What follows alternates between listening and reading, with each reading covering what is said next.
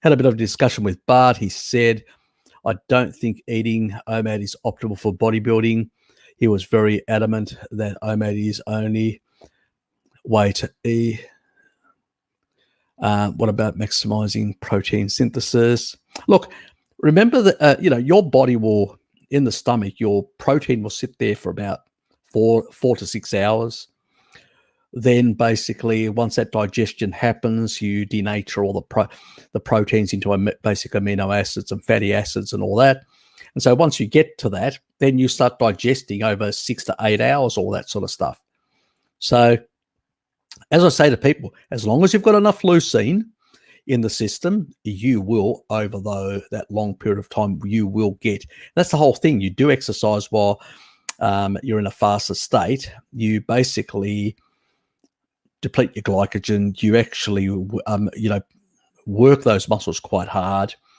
And, sometimes, some people, even myself, I sometimes have a gram of, creatine just to increase the pool of phosphocreatine, to basically support the muscle filaments and in their contractile sort of behaviors. And so at the end of the day, he's right in a sense. Your digestion, you don't digest immediately everything. It takes time. So the bigger quantity you consume, the longer it's going to take to digest in the stomach, and the longer it's going to, peristalsis slows down in the small intestine, so you can absorb slower this sort of stuff.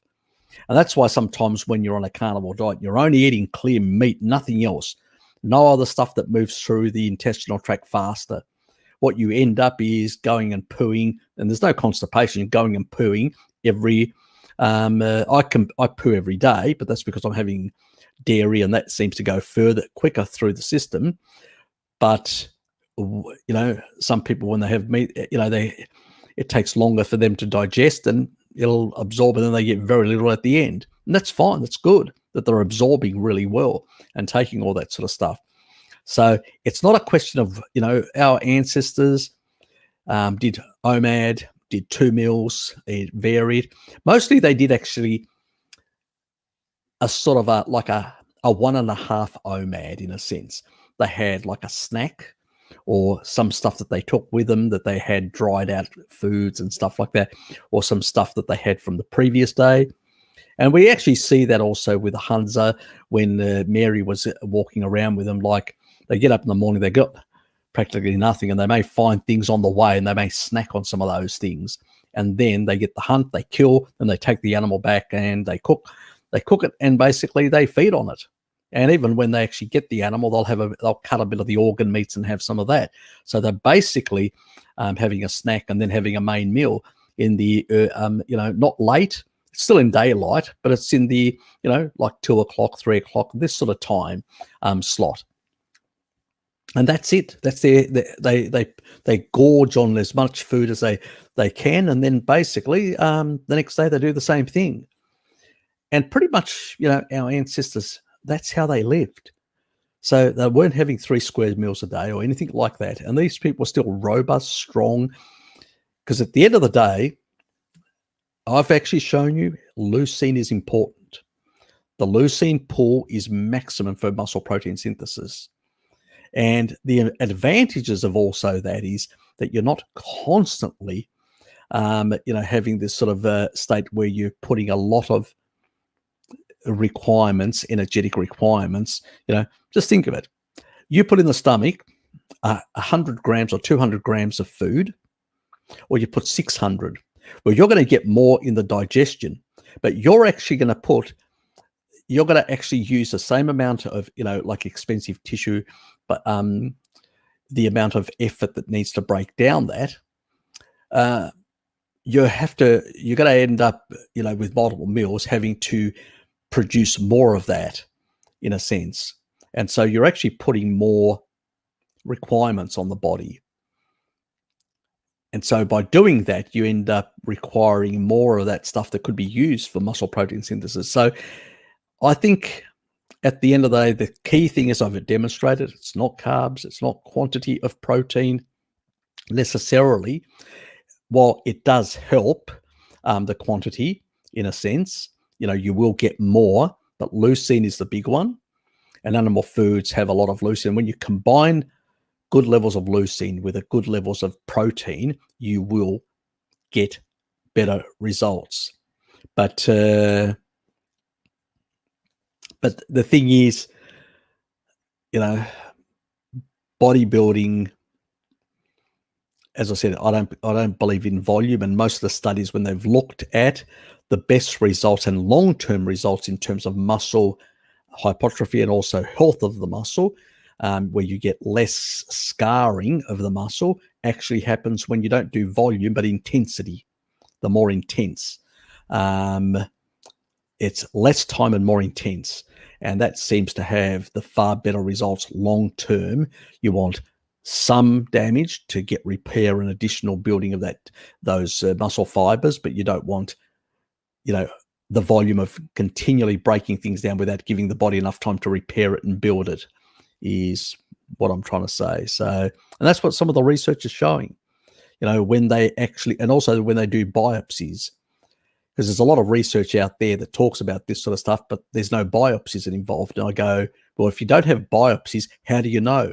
You're just assuming that volume helps. But when studies do biopsies, they actually biopsy the muscle fibers of these athletes. They can actually see, and when they actually scan them properly to see, how the collagen structures are actually, and also the muscle fibers, how they are sort of growing and developing. You realize that maybe this isn't it. And if you look back, humans, that's how they sort of responded in that regard. So you've got to maintain also good quality fibers in the long run, because if you don't, the more damage you do, you will pay for it later on. You may get certain results doing volume or not doing volume, but ultimately you have to think about long term. What are the consequences? Yes, you can do both and get similar benefits. And there are many athletes that did that. And if you go back and look at bodybuilders, there are many bodybuilders that only trained, twice a week, and they still had massive physiques. It's, but they trained really intensely when they were doing it. And then allowing, because the muscle protein synthesis actually, and the actual building of tissue actually happens after the exercise, post, not prior. So, yeah, I sort of, I don't worry too much about, whether people do OMAD or do 2 meals a day or stuff like that. At the end of the day, as long as they're getting enough leucine and enough amino acids to support that muscle protein synthesis, that's the key to it. Some people can cope with 1 meal a day. Some people can't. They just physically can't. They really feel uncomfortable, where I can eat, couple of big steaks, but I can only get to about 700, 800 grams. I struggle beyond that, but I can do, 1.5 kilos or more if I do it over 2 meals. And there are other people that can sit there and just scoff down, 2 kilos in one sitting. It's just different, obviously some of these people are bigger than me as well, but also have far more, adaptation capacity to do that. It's very hard. It's a lot of N of ones, and we don't have any real research why certain people have better capacity than others to do OMAD. So it's a really hard one. We don't have research. That's the most annoying. We've got a lot of N of one sort of examples.